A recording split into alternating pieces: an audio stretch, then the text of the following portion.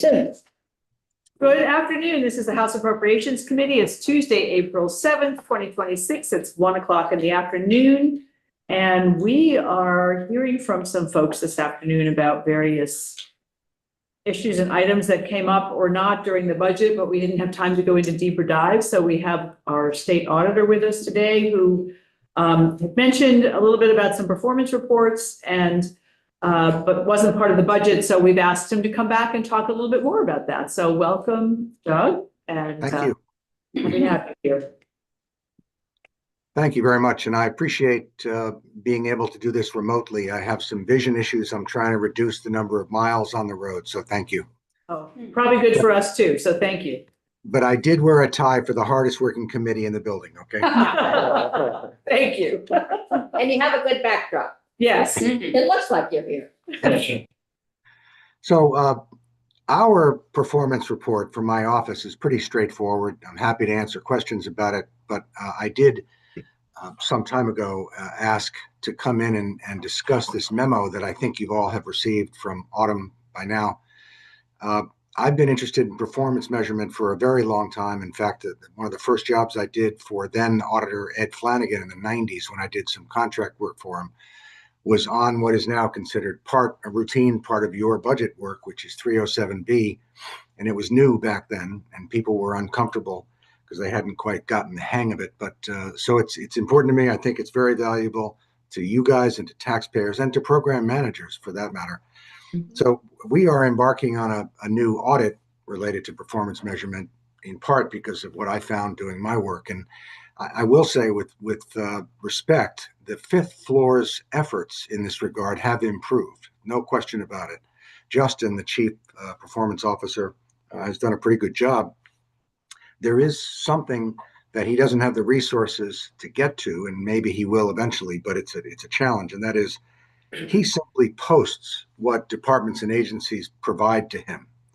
He cannot possibly, as one guy, go through them to check their validity and accuracy. That's a whole other world. So he even acknowledges that, I think, in the early part of his annual report. So I thought, just for the heck of it, I would have some fun and do that myself with my favorite department, the Department of Economic Development. And it's fascinating. And I'm going to run through it pretty quickly, not to take too much of your time. Okay. So I picked 6 programs, several of which there's a great deal of information about that's available to me, and I didn't need much more help. But there were 3 other programs that I requested information about from the department, and they were very cooperative. And I'll get to those in a minute. And one of them was, the state's flagship incentive program, VEGI. So I checked the most recent annual report, which is a good source for performance information, as well as the outcomes report from the fifth floor.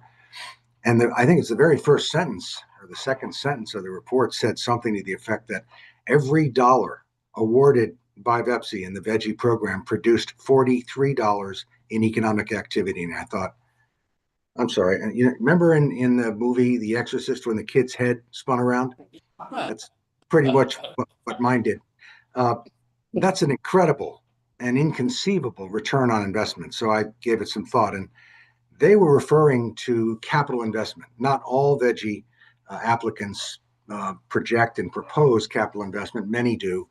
If you're going to have any kind of substantial increase in the number of workers, you often need more space and more machinery and equipment and that sort of thing. But to be clear, that doesn't represent a return on investment. The return would be the fiscal benefit of those investments. And on the capital side, it's not much because almost none of that material is produced here. And you get a multiplier effect from things that are produced in your community. The multiplier should and does more appropriately come from job creation. In any event, the assertion now, Legion, that there's no question about causality here is really something that had to be addressed, which is why we are doing a job, and almost done, it'll be out in a couple of weeks, a job directly related to this question. I don't know whether you folks know this, but VEPSI, as it administers VEGI, is responsible to the Joint Fiscal Committee, which oversees the so-called cost-benefit model. The but-for is about eligibility, just put that aside.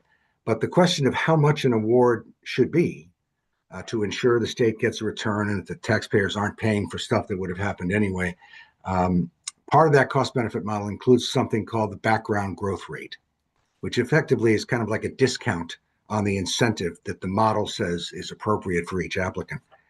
And years ago, when this first came up, in the very beginning, actually, but again in 2006, when Cavett and Jeff Carr and the others made the changes to give us veggie, as it's known today, they didn't have information about specific company-specific background growth. It would have been complicated and intrusive. So they just said, what the heck, let's just use the industry average. So that if Tiffany, for example, has a widget company, is she even here today? I can't tell. Yes, I'm here. Hi there. So Constituent. I've just made you the head of a widget company. Oh, boy. So and you're an applicant. So what they would do is use the industry average for all widget companies to use in a cost benefit model.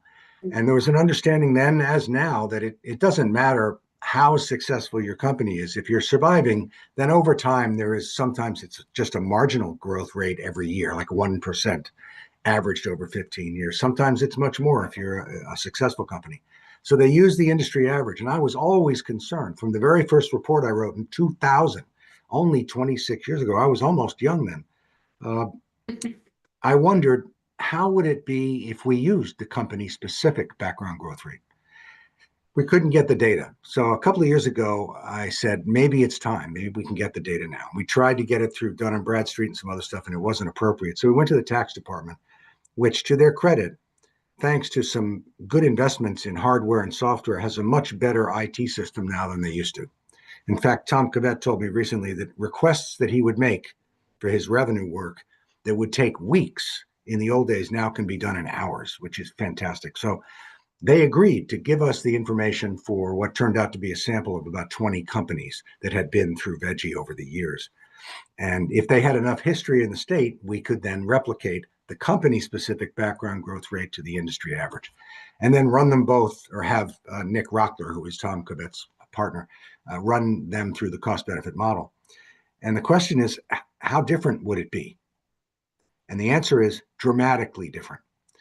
Not surprisingly, a number of companies were growing much faster than the industry average. Some companies were growing slower. So what happened in the end is that some companies using this company-specific rate would have gotten much less than they were awarded, and some would have gotten more. And there is a principle at the heart of this program, which is the state should not pay for activity that would have happened anyway. And in the case of the cost-benefit model, it's adjusting and discounting the award itself to make that real. So that report will be out in a few weeks. And anyway, the point is that makes the 43-to-1 return on investment number crazy, because it can't be and isn't. And as a follow-on to that, about 5 years ago, I was curious about VEPSI's due diligence on the but-for, because that's where all the rubber meets the road. So I have the authority in statute to get this stuff. I can't share it with you, which is a whole other story, not the original documents, but for 5 applicants that had gone through the process and been awarded the grants. And if you look at the end of the memo that I gave to Autumn for you guys, the last page has 3 of those excerpted from my memo. And I think you will probably agree, if you read them, that they really didn't meet their due diligence obligations in those instances. So, everything adds up to it's time to reconsider. And the question about the background growth rate is not for you, as it happens. It's only for the Joint Fiscal Committee. I don't know why that was done that way in the very beginning, back in 97 or 98, but that's the way it is, has been, and remains. Although you can certainly weigh in on these things if you choose to. But so that's the veggie piece. There's something fundamentally wrong with the continuing assertion that none of this would happen without it, because when you see the report that we're going to provide to you guys as a courtesy, a lot of those companies didn't need this. And in fact, some of them would not have gotten anything because their individual growth rates were so aggressive. Second one that I looked at was TIF, which my office has been burdened with auditing for 4 or 5 years now. And I can't say that I'm happy that we did it, but I think in the end, it's useful because everybody now sees my chief auditor who runs those audits and other staff members as great resources to answer questions. On the other hand, some of the problems we've identified along the way, not earth-shattering, but enough to make a difference and worth discussion, have led the communities themselves, the TIF towns, to go either to the legislature and or to BEPSI and ask for changes to the statute or the rules so they don't have to be held accountable to the things we found that were wrong. So I'm a little frustrated having to keep auditing these guys when there doesn't seem to be any changes happening. Nevertheless, TIF has a very curious predicate. It assumes that in every TIF district, no grand list growth would occur for the period of the TIF, which is 20 plus years. Now, to their credit, the Joint Fiscal Office some years ago, which you also tasked with doing periodic reports about TIF, and they did a good job. Graham Campbell, who left, but then his successors keep it up. It's good stuff. They asked the central question, which is, well, why is it zero?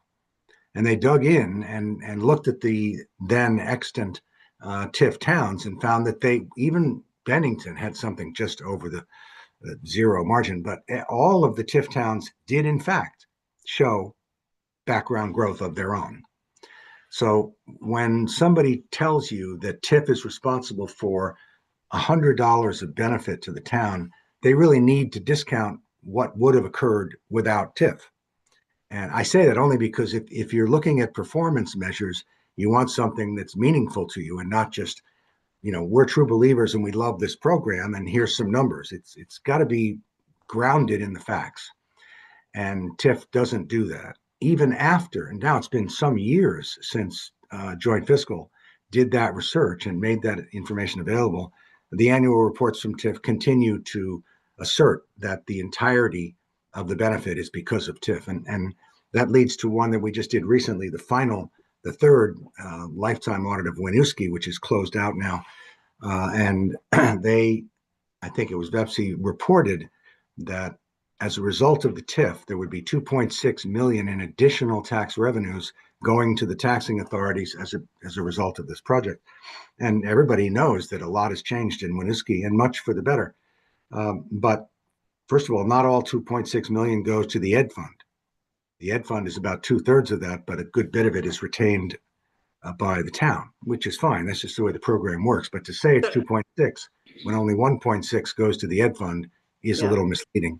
So Doug, we have a question here, Wayne. Yeah. So given what you've looked at and understanding that you don't have complete information, do you have any general feeling for how much we're getting, how much value return on investment we are actually getting, or are we going backwards? So it's, Well, I don't think there's any question that investment in infrastructure is a good investment. In some towns, it's better than others, but it's never a bad thing.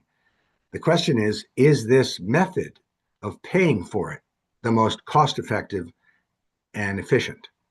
That's where I think the rubber really hits the road here. I don't have any problem. Who would argue with doing infrastructure investment in your downtowns? That's a good thing. But as Cavett reported years ago, it's unlikely that much, if any, of the economic development that happens wouldn't have happened somewhere else, like St. Albans, for example. If it didn't happen downtown, it's going to happen out at the interstate. Now, do we have a preference? You bet. Obviously, everyone would agree it's much better downtown. So there are pluses and minuses, but I'm of the opinion, having now seen how much it costs, how much the interest costs are, how much the administrative costs are, and burdens on small towns, smallish towns, it's mostly all we have. I think there's probably got to be a better way. If you guys, actually, you are the committee, if you believe and share a belief with your colleagues that it's a good investment, then just allocate the resources. Because there's a cost to the Ed Fund, and it's going to get a lot bigger now because of the chip thing. So I don't argue with the goal at all, just the method. Thanks for the question, by the way. So that's just TIF. TIF is awkward in some ways, but I do think that they should be clearer about some of what they report as clean outcomes resulting only from TIF. For example, Winooski is a perfect example of how a town benefited from other money. If you remember back in the day, successive governors and successive legislatures really wanted to pump some money into Winooski, and they did. I think over $40 million of various types of public assistance for this work. And that's a good thing. No town is going to, turn down free money. But that's not all TIF money. Now, the TIF people would say, oh, it wouldn't have happened without the TIF. Well, it certainly could have. If a governor wants to help a town, they'll find a way as a rule, and you guys would do the same. So the other thing is that because so much money is retained by the TIF district over time, over the 20 years, it adds up to quite a bit that effectively has to be repaid before the Ed Fund gets the benefit of the higher tax revenue from the grand list growth. In the case of Winooski, I think they spent about 16 million that was retained that would have gone to the Ed Fund over the life of the TIF. And since the return is about 1.6 per year in what they call new revenue to the Ed Fund. Now, remember, they haven't discounted it for their background growth. It'll take 10 years just to pay back the Ed Fund before the benefit gets to be realized by the entirety of the state through the Ed Fund. The third program of interest to me was the Vermont Training Program, something I had looked at years ago. And their primary performance measure is a curious one, and it is what they report to be the difference between wages for trainees having been through training paid for by the program and the statewide average wage increase. And that always seemed odd to me for a couple of reasons. One, those two groups of people are not apples to apples.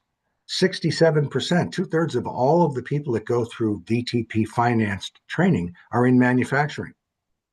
In the state, only 11% of all the jobs are in manufacturing. About 12% of the jobs in Vermont are related to tourism and marketing, not marketing, but tourism and recreation. And none of those people go through the training program. So I would say it can be a little bit misleading to compare the two. It's not apples to apples, and those kinds of comparisons should be, as much as possible, matched by occupational titles for the most part, or industry at least. Second, the Department of Labor, Matt Barowitz's shop over there is a good guy, a smart guy. They provide the information to economic development for this annual report to you guys, and that is, but he only reports income, earned income, not hourly wages, which is important because it ignores the possible impact of changes in the number of hours worked by people before, during, and after training paid for by the VTP.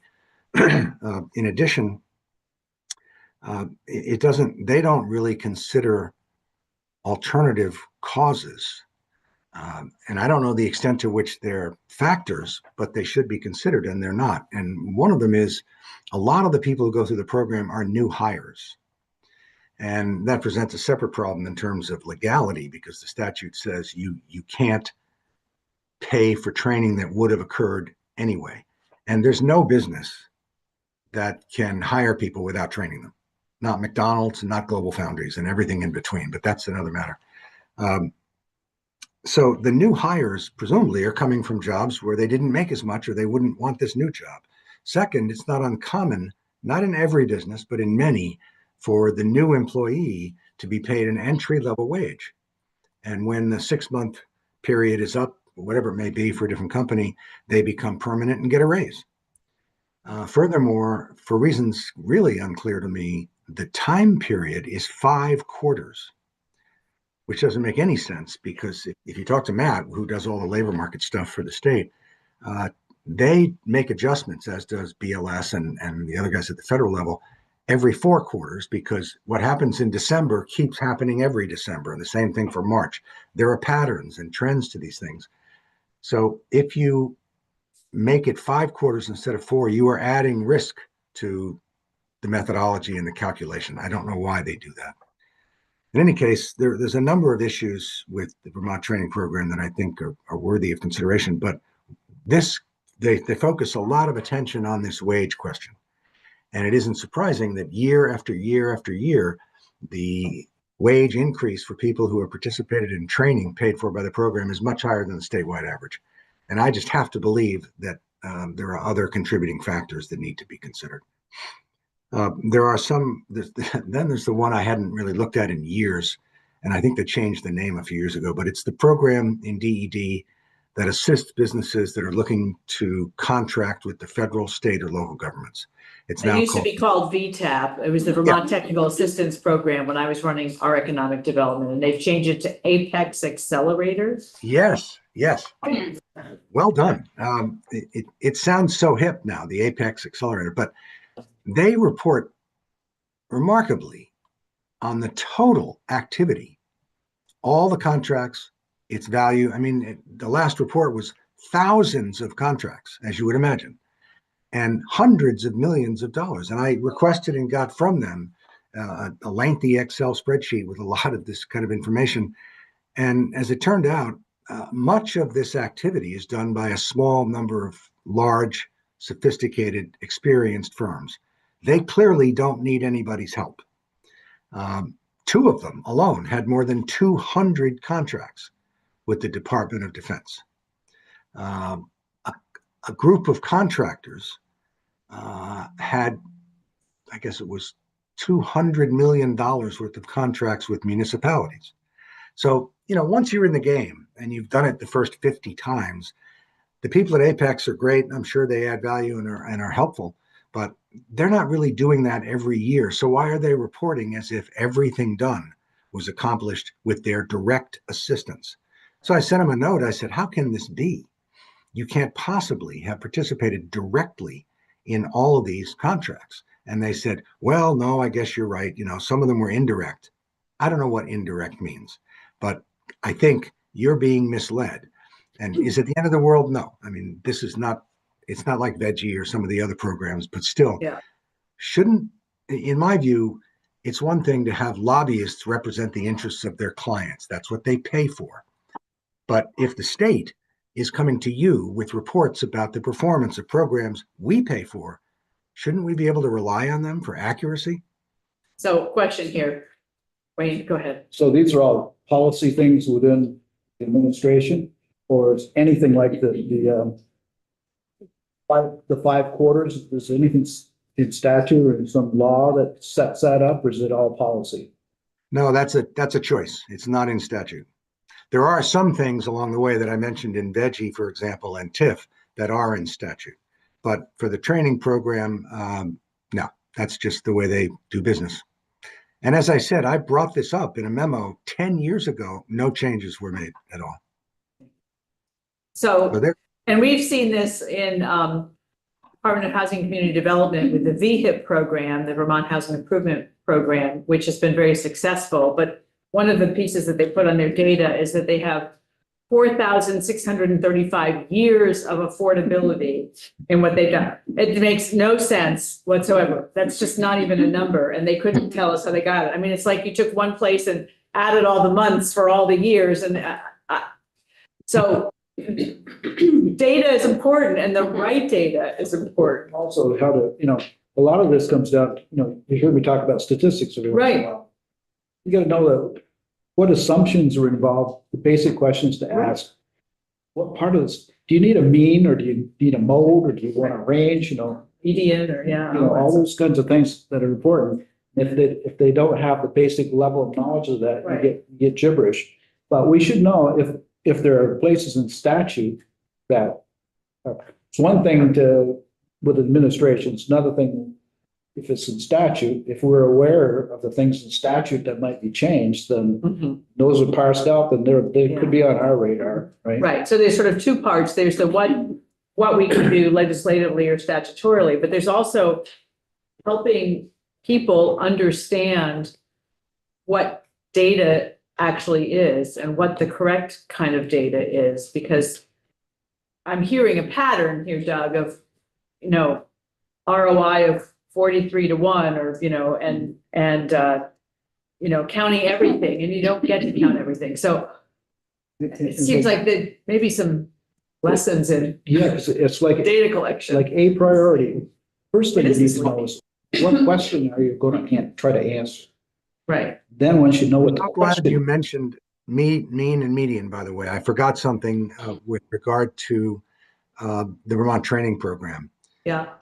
They don't report the distribution of wage increases. And this is something Veggie should do and used to do years ago and stopped doing. It's one thing to say the average wage of the jobs created through this program is X. Well, that's nice, but how many are at the low end and the high end?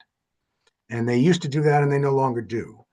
And VTP has never done that. And I think, personally, just as an aside, I have a problem with VTP. What do we hear most often from businesses and analysts? We don't have enough workers in Vermont. And to the extent that's true, we need programs to get more people into the labor force. VTP basically pays generally very successful companies, not always, but generally successful companies, to upskill, cross-train their existing employees. Now, that's great for the company, and it's certainly good for the employee, but it doesn't add any bodies to the labor force. So that's my personal pitch on that. Yeah. We have another question here before, hang on a second, Doug. John, you have a question? Oh, Doug, if you want to finish your sentence, it's okay. Yeah, thank you. The other thing is with regard to TIF, there is something in statute, which is very curious. About 15 years ago, I noticed that they were reporting the number of jobs. Well, TIF is not a jobs program per se, but they were doing it. So I was curious. So I wrote and said, what's the methodology for this? Where are you getting this data? Because I knew that the Department of Labor doesn't report job creation at the TIF district level. And they said, oh, the towns just report to us. And I said, do you give them any guidance on how to collect that data? And they said, no. So they were a little embarrassed a few years after that and put in footnotes about this data, don't rely on it, blah, blah, blah. And it's gotten to the point now where they're not shy and they say, here's some information. It's from the towns and it may not reflect permanent employment, full-time employment, or new employment. How many caveats can we have? So I would encourage you to consider getting rid of that requirement for TIF. Anyway, yes, another question, please. Yeah, go ahead, John. John Kosinski, I was just going to ask real quick, what was the reason for, you mentioned, how they report the data has changed here from where it used to be here, not reporting ranges, for example, here. It's kind of, we get caught up sometimes. I work in the recreation field here. We get caught up in like user days here versus the number of people who are, going to a particular place. And it's not a way to provide a deception here at all. It's just to know perhaps how many times people may return to a place for their recreation of what they're into here, which is clearly a good thing here for the economy here in small communities here across the state. But just curious what your thoughts about why that making that change to report the statistics in a way. It may mean to make things look maybe not purposely, but unintentionally make things look better than what they might already be, what they really are. In my experience, having watched Veggie and its predecessor EATI throughout their entire life, it's a quarter century. The answer is, I think, pretty simple. Whoever is the director at the moment makes that choice.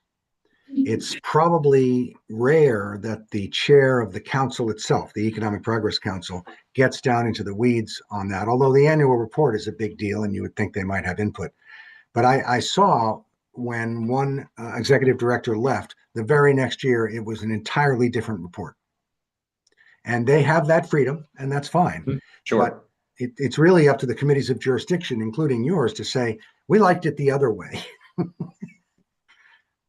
Or we'd like it a different way, So as a rule, it's not an edict from somewhere. It's just a choice. It's a choice, Thank you. Thank you. Thank you. So anyway, there were two more that were in the bucket, and these were the most fun of all. I'm a data guy, and I like it to be accurate and valid and all that stuff.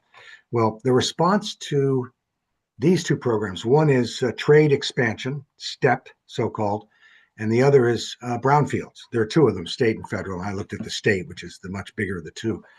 And I don't know whether they were, this is fair to say, but they weren't shy about answering my question, which was basically, how do you validate the data that you report to the outcomes report, to the chief performance officer? And in both of these cases, they say, oh, that's not outcomes data. I said, what do you mean? They said, well, we just take that information from the applications in terms of housing units, jobs, and so forth. It's not even performance data, but you'll see it in the state's outcomes report every year. And I said, let me understand this. You're just making this up? Oh, no, we didn't make it up. It's from the application. So I got a big kick out of that after I stopped crying. And Sounds like we need some training in how to collect data. I mean, it is a science. I mean, it's not just sitting around and picking your favorite numbers, which is not what they're doing necessarily, but it's just, people need to understand how it works. Yeah, Tom? Yeah, I mean, just on that, I mean, I've heard that phrase every year that I've been in here. You know, during at the beginning of COVID, when we did house everybody in a motel based on a pandemic and an emergency. And I remember interviewing the administration and they're saying, well, we're going to have all the data and we're going to be able to translate it into something moving forward. And of course, you feel all warm and fuzzy inside because here's all this pile of data that's just there waiting to help us solve the problems in the present and near future. And then people move on and the data gets lost and it's binary and nobody really follows it. Which, Doug, a question for you about data collection and about predictions and whatnot. When we have had Tom Cavett in for, in the past, I'll just use an example of what's the effect of raising the minimum wage? And Tom will work with his economists and he'll use a stack of data points and he'll come up with a number that in 5 years, when a proposed minimum wage is going to reach its apex, that the gross product, blah, blah, blah, you know, just he'll have these predictions. It's what we ask for. It's what we use to make these programs. And I think that you experience this with some of the, with these programs that you're talking about, that it would cause this, improve that and whatnot. And I've been here long enough to go through a couple of minimum wage hike conversations. And when I asked Tom, or an economist, I want in general, it's like, so did all those things you predicted come true? Did that work product actually happen? And his answer was, we can't judge that because we only used this many data points, but then there was like real life involved. And there might've been a pandemic and there might've been this and there might, you know, there was all of these other events that happen. And it just throws the thinking of, well, what is data collection to do? What is a prediction of what's going to happen, which shapes our policies? We're going to create X number of jobs. Well, did they? No, well, we have an excuse for that, or we have a reason for that. So how, from your position, how do you react to seeing a proposal that's based on a set number of figures, and then we can't go back when we say, did this really happen? And the people who put those figures together go, well, that's not part of our job. You know, we're not here to look back on stuff. And I'm not dismissing their work. It's very important. And we've done a lot of important policy because of it. But the idea that we can't go back and say, well, you judged what was the economic impact of something based on things that may or may not have eventually happened. How do we then take that data when we're at the end of that cycle? Well, at the risk of sounding really simple-minded, the real answer is don't approve the program until you have agreed upon performance measures. And I say that because I have seen, in part because it was COVID, everybody was scared, it was freakish, the way things rolled out in March and April of 20. But programs that ended up costing a lot of money, particularly economic development programs, were created overnight. And you guys were told, don't worry, we'll figure out the performance measures later. That was a huge mistake. But you guys, you know, you were trying to get it done and serve Vermonters, and I'm not blaming anybody, but to me, that was a huge mistake. And later on, those of you who were around in the, I guess, 2 or 3 years ago, at the end of the COVID period, and there was still a fair bit of money, federal money on the table. And the governor at the end of one session said, you didn't give me the other 40 million I wanted. And if you don't, for economic development, and if you don't, I won't sign the budget. Well, what they did with that was extend a program called CIP, which was rewarding capital investment. Not that anybody ever demonstrated that we had a shortage of capital investment. But in the first part of it, the Senate, to their credit, put in a requirement that the applications for that money go through an analysis by Tom and Jeff and those guys about net fiscal impact. So if they came in and said, boy, we've lost a lot of money and we want to do this work, but we need $500,000. And they said, that's nice. You need $500,000. Give us the particulars and we'll run it through the model. And the model would come back and say, you're only worth 125,000 or whatever it might be. And that annoyed the department a lot because they had people coming in saying, this is what we need. And you don't question people when they tell you what they need. When the 40 million was appropriated, as it had to be, as you can imagine, as you remember, the department managed to persuade the legislature to get rid of the requirement for the net fiscal impact. So whatever chance we had for accountability for that 40 million, poof, it's just gone. But back to your question, it's not easy to set performance measures up front, but that's such a valuable conversation because it'll remind you what exactly are we trying to achieve. And that's why some of the stuff that's in the fifth floor outcomes report is kind of humorous because very little of it is true outcomes data. The state hasn't gone all the way to outcomes. They do a lot about output. How many widgets did we clean this year? How many people did we assist? All good stuff. That's volume and quantity, and you need to know that. But did you achieve the outcomes that the programs were designed to achieve? Okay, Wayne, that's a question. So the answer pretty much to this stuff is called SOPs, Standard Operating Procedures.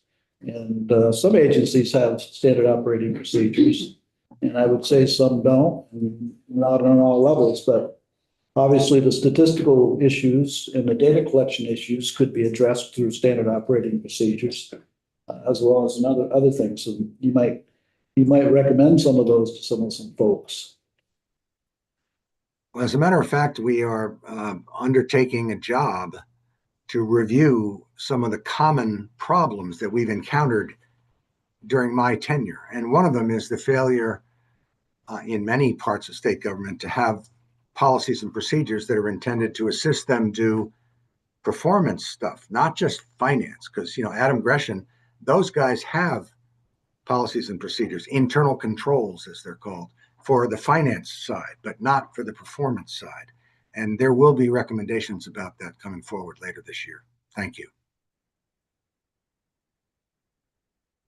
Okay, any other? Anyway, thank you very Yeah. much for your time. I appreciate it. Well, this has been very helpful to hear, and we appreciate the work that you're doing. And it's good to know about it. And we'll look forward to the report. It's the veggie report we're going to get in a few weeks? Yep. Okay. Yep. That sounds good.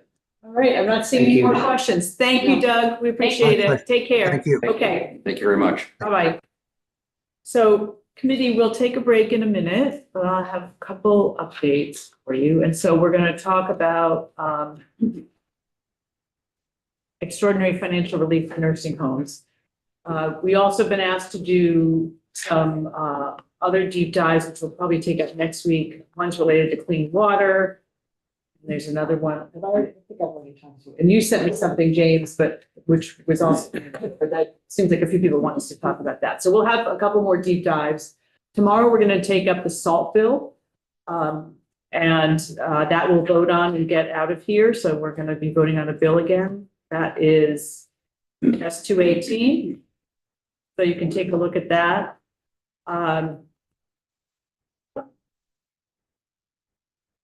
And we will soon be taking up the education bill.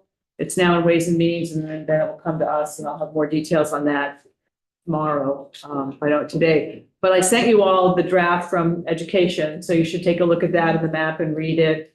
I will tell you that the money's all accounted for in the budget, so there's no new money, which was, of course, the first thing I freaked out about, but there is no new money. I went over to joint fiscal, it's all covered in the budget. So don't let that get in the way of whatever you're looking at. That's already taken care of. So Marty. I will comment that Representative Quimby has told me from the Education Committee that the map that's on or wherever Yeah, is not accurate. okay, It was being revised and it should be revised by today. okay. So as Some we minor get, changes, but Right. People freak out on, my Right. town is over here. right, it should be over in this one or whatever, yeah. So as we get any more updates, we'll let you know, but it'll come out of Ways and Means.